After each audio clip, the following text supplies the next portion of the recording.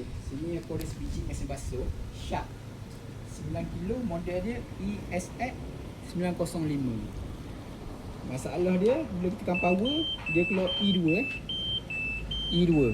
Okey, model dia ni.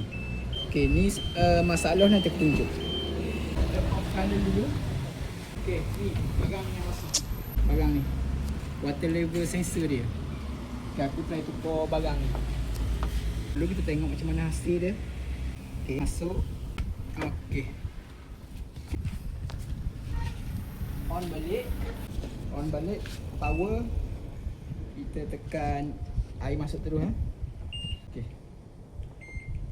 Start dia. Okey. Sekarang ni E2 tu dah tak keluar. Air pun dah masuk sini. Air masuk. Okey. Sekarang E2 dah tak ada. Masalah dia ni je, water level sensor.